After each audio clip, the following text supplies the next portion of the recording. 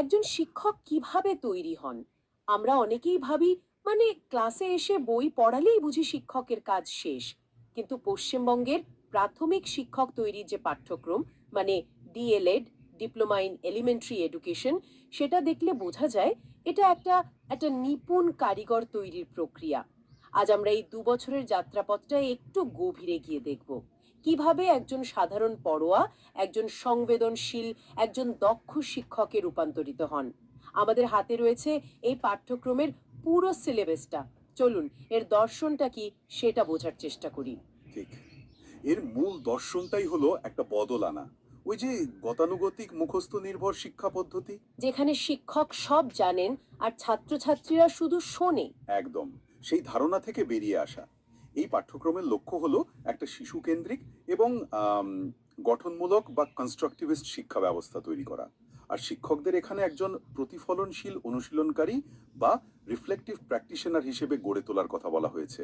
প্রতিফলনশীল অনুশীলনকারী শব্দটা বেশ ভারী শোনালো। এর সহজ মানে কি? এর সহজ মানে হলো শিক্ষক শুধু পড়িয়েই বাড়ি চলে যাবেন না। তিনি দিনের শেষে একবার একবার অন্তত ভাববেন, আজ আমি যা পড়ালাম বাচ্চারা কি সত্যি বুঝলো, কোন পদ্ধতিটা সবচেয়ে বেশি কাজ করলো, কোনটা করলো না, কাল কিভাবে আরো ভালোভাবে পড়ানো যায়। এই যে আত্মসমালোচনা, এই ভাবনাটাই একজন সাধারণ শিক্ষককে অসাধারণ করে তোলে। তিনি শুধু নির্দেশ দেন না, তিনিও প্রতিদিন শেখেন। দারুণ। তার মানে এটা শুধু কি পড়াতে হবে তার একটা লিস্ট নয়, বরং কিভাবে ভাবতে হবে তার একটা প্রশিক্ষণ। তাহলে চলুন ব্যাপারটা একটু ভেঙে দেখি। পাঠ্যক্রমটা তো ২ বছরের।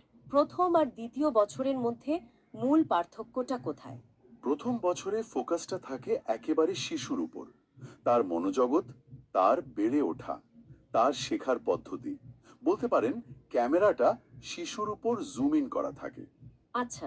আর দ্বিতীয় বছরে ক্যামেরাটা জুম আউট করে সেই শিশুটিকে তার পরিবার, সমাজ, দেশ এবং মানে বৃহত্তর শিক্ষা ব্যবস্থার প্রেক্ষাপটে দেখা হয়। আমরা প্রথম বছর দিয়েই শুরু করতে পারি, তাই না? হ্যাঁ, ঠিক আছে। তাহলে প্রথম বছরের ভিত্তিপ্রস্তর হলো শিশু শিক্ষা বা চাইল্ড স্টাডিজ। নাম শুনে মনে হচ্ছে এটা শিশুদের শারীরিক আর মানসিক বৃদ্ধি নিয়েই হবে। হ্যাঁ, সেটা তো আছেই, কিন্তু তার চেয়েও অনেক বেশি কিছু আছে। এই পাঠ্যক্রম শৈশবকে শুধু একটা বায়োলজিক্যাল পর্যায় হিসেবে দেখে না, এটা শৈশবকে ভারতের সামাজিক বাস্তবতার মধ্যে রেখে বোঝার চেষ্টা করে। যেমন? যেমন দারিদ্র্য, বিশ্বায়ন বা সাংস্কৃতিক বৈচিত্র্য একটা শিশুর বেড়ে ওঠাকে কিভাবে প্রভাবিত করে সেটাও এর অংশ। পাঠ্যক্রমটা খুব স্পষ্টভাবে বলে যে সব শিশুর বিকাশ একই সরল রেখায় হয় না। কেউ তাড়াতাড়ি হাঁটা শেখে, কেউ দেরিতে কথা বলে। এটা শিক্ষকদের আরো বেশি ধৈর্যশীল আর সহানুভূতিশীল হতে শেখায়। আচ্ছা, একটা প্রশ্ন আসছে মনে। এই যে শারীরিক বা মানসিক বিকাশের কথা বলা হলো, এগুলো তো অনেকটা ব্যক্তিগত। কিন্তু একটা বাচ্চা তো ক্লাসরুমে আরো ১০টা বাচ্চার সাথে মিশছে। তাদের বন্ধুত্ব, ঝগড়া, একে অপরকে দেখে শেখা, এই সামাজিক দিকটাকে পাঠ্যক্রমটা কিভাবে দেখে? খুব গুরুত্বপূর্ণ প্রশ্ন। পাঠ্যক্রমের এই অংশটা খুবই শক্তিশালী। এখানে ফ্রয়েড বা এরিকসনের মতো মনোবিদদের তত্ত্ব পড়ানো হয়। তবে সেটা শুধু তত্ত্ব কথা হিসেবে নয়।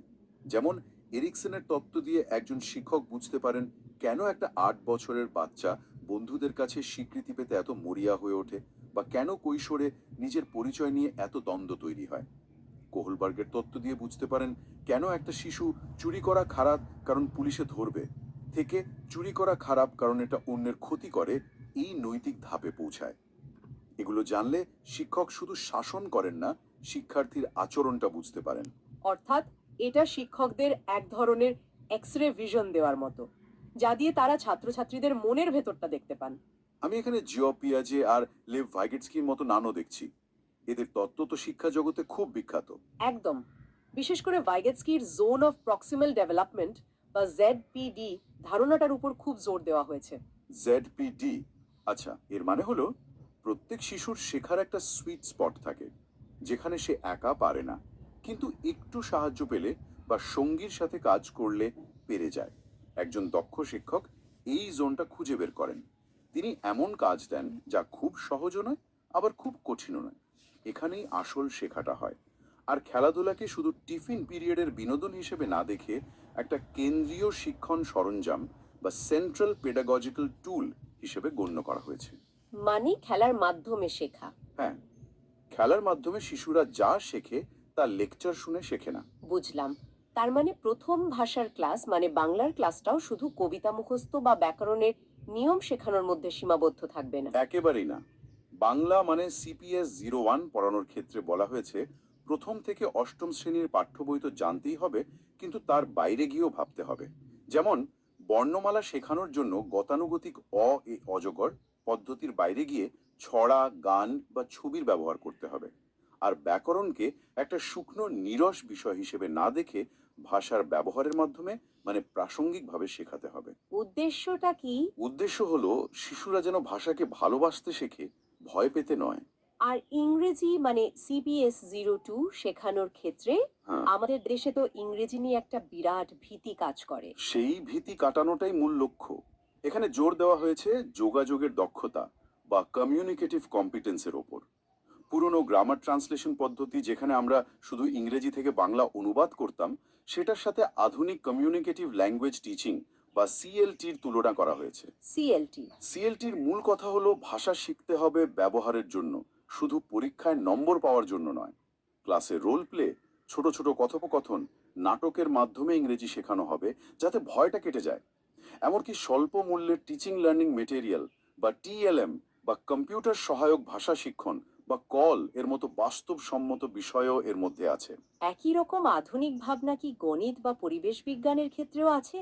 হ্যাঁ, গণিতকে শুধু যোগ বিয়োগ গুণভাগের সমষ্টি হিসেবে দেখা হচ্ছে না।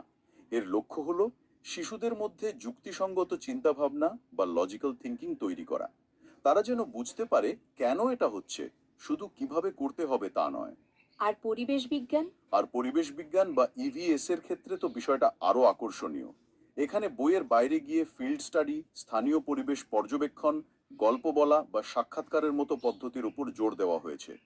উদ্দেশ্য হলো শিশুরা যেন নিজেদের চারপাশের জগৎটার সাথে একটা সংযোগ অনুভব করে। শুনতে তো দারুণ লাগছে, কিন্তু এগুলো তো সবই তত্ত্বের কথা। একজন হবু শিক্ষক ক্লাসে গিয়ে পড়ানোর আসল অনুশীলনটা কখন পান? এখানেই আসছে প্রি ইন্টার্নশিপ মানে P1।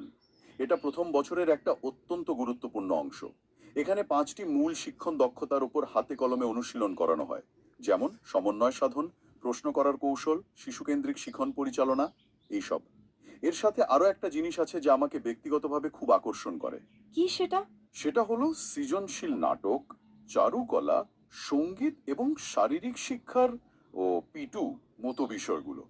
1 মিনিট ভাবুন, এখানে সাপে কামড়ানোর প্রাথমিক চিকিৎসাও শেখানো হয়। বলেন কি? হ্যাঁ, আমি তো ভেবেছিলাম এটা শুধু বই পড়ার ট্রেনিং। তার মানে একজন শিক্ষককে শুধু ক্লাসরুমের জন্য নয়, ক্লাসরুমের বাইরের যে কোনো বাস্তব পরিস্থিতির জন্য প্রস্তুত করা হচ্ছে। যোগাসন থেকে শুরু করে প্রাথমিক চিকিৎসা সবই এর অংশ। বাহ! তাহলে প্রথম বছরে একজন শিক্ষক শিখছেন শিশুর মনোজগৎকে বুঝতে এবং বিভিন্ন বিষয়কে আকর্ষণীয়ভাবে পড়াতে। কিন্তু শিশু তো একা নয়, সে একটা সমাজ, একটা রাষ্ট্র ব্যবস্থার অংশ। দ্বিতীয় বছরে পাঠ্যক্রমটা নিশ্চয়ই এই দিকে নজর দেয়। ঠিক ধরেছেন। দ্বিতীয় বছরের পাঠ্যক্রমটা যেন ক্যামেরাটা জুম আউট করে। এবার শিশুকে তার পরিবার, সমাজ এবং দেশের প্রেক্ষাপটে দেখা হচ্ছে। এর শুরুটাই হচ্ছে শিক্ষার পাঠ বা এডুকেশনাল স্টাডিজ CC02 দিয়ে। এটা মূলত শিক্ষার দর্শন এবং সমাজতত্ত্ব নিয়ে আলোচনা করে। দর্শন এবং সমাজতত্ত্ব? প্রাথমিক স্কুলের শিক্ষকদের জন্য এটা একটু বেশি ভারী হয়ে যাচ্ছে না? প্রথম দর্শনে মনে হতে পারে, কিন্তু এখানেই একটা দারুণ দ্বন্দ্ব তুলে ধরা হয়েছে। আচ্ছা। একদিকে গান্ধী, রবীন্দ্রনাথ বা বিবেকানন্দের মতো ভারতীয় চিন্তাবিদরা জোর দিচ্ছেন প্রকৃতির কাছাকাছি, নৈতিক এবং স্থানীয় চাহিদার উপর ভিত্তি করে শিক্ষার উপর। আচ্ছা। অন্যদিকে রুশো, ডিউই বা মন্তেশ্বরীর মতো পাশ্চাত্য দার্শনিকরা জোর দিচ্ছেন পরীক্ষমামূলক শিক্ষা এবং শিশুর স্বাধীনতার উপর। এই পাঠ্যক্রমটা আসলে এই দুই ধারার মধ্যে একটা সেতু তৈরির চেষ্টা করছে, যা আজকের ভারতীয় ক্লাসরুমের জন্য প্রাসঙ্গিক। এটা শিক্ষকদের ভাবতে শেখায় শিক্ষা কি শুধু এক্সিস্টিং সমাজ ব্যবস্থাকে টিকিয়ে রাখে, নাকি জাতীয় শ্রেণী ও লিঙ্গের ভিত্তিতে যে বৈষম্য আছে তাকে চ্যালেঞ্জ করে। অর্থাৎ শিক্ষককে শুধু একজন কর্মচারী হিসেবে না দেখে একজন সামাজিক পরিবর্তনকারী বা সোশ্যাল এজেন্ট হিসেবে ভাবা হচ্ছে। এরপর আসছে সমসাময়িক পাঠ বা কন্টেম্পোরারি স্টাডিজ CC03। এটা শিক্ষাকে সরাসরি আধুনিক ভারতের সাথে যুক্ত করছে, তাই না? একদম। এখানে ভারতের সংবিধান, মৌলিক অধিকার, শিক্ষার অধিকার আইন 2009-এর মতো বিষয়গুলো আছে। এর পাশাপাশি অন্তর্ভুক্তিমূলক শিক্ষা বা ইনক্লুসিভ এডুকেশনের ধারণাটাও খুব গুরুত্বপূর্ণ। ইনক্লুসিভ এডুকেশন মানে? মানে ক্লাসের ভিন্ন ভিন্ন আর্থসামাজিক প্রেক্ষাপট থেকে আসা শিশু বা বিশেষ চাহিদা সম্পন্ন শিশুদের একসাথে নিয়ে কিভাবে পড়ানো যায় সেই প্রশিক্ষণ দেওয়া হয়। পাঠ্যক্রমটা বস্তি অঞ্চলের শিশু বা প্রাকৃতিক দুর্যোগের কারণে ঘরছাড়া পরিবারের শিশুদের মতো কঠিন বাস্তবতাগুলো এড়িয়ে যায় না। লক্ষ্য হলো এমন শিক্ষক তৈরি করা যারা সামাজিক বাস্তবতা সম্পর্কে সচেতন এবং সংবেদনশীল হবেন। আমি পাঠ্যক্রম জুড়ে শিক্ষাবিদ্যা বা পেডাগজি অ্যাক্রস কারিকুলাম CC04 নামে একটা বিষয় দেখছি। নামটা বেশ অভিনব। এর মানে ঠিক কি? এটা আসলে বিভিন্ন বিষয়ের মধ্যে থাকা অদৃশ্য দেওয়ালগুলো ভাঙার একটা প্রয়াস। একে বলা হয় আন্তঃবিষয়ক বা ইন্টারডিসিপ্লিনারি শিক্ষণ। একটা উদাহরণ দিলে ভালো হয়। ধরুন একজন শিক্ষক জল দূষণ নিয়ে পড়াচ্ছেন। তিনি শুধু বিজ্ঞানের দৃষ্টিকোণ থেকে কারণগুলোই বললেন না, তিনি সামাজিক বিজ্ঞানের দৃষ্টিকোণ থেকে দেখালেন কিভাবে জল দূষণ গরিব মানুষের জীবনকে বেশি প্রভাবিত করে। তিনি গণিতের সাহায্য নিয়ে দূষণের মাত্রা ডেটা বিশ্লেষণ করলেন। আবার বাংলা ক্লাসে জল দূষণ নিয়ে একটা পোস্টার লিখতে বা কবিতা লিখতে বললেন। আচ্ছা, মানে একটাই বিষয়কে বিভিন্ন লেন্স দিয়ে দেখা। একদম। এতে শেখাটা অনেক বেশি গভীর এবং বাস্তবসম্মত হয়। শুনতে তো দারুণ লাগছে যে একটা বিষয়কে বিজ্ঞান, গণিত আর সমাজবিজ্ঞান দিয়ে একসাথে দেখা হবে।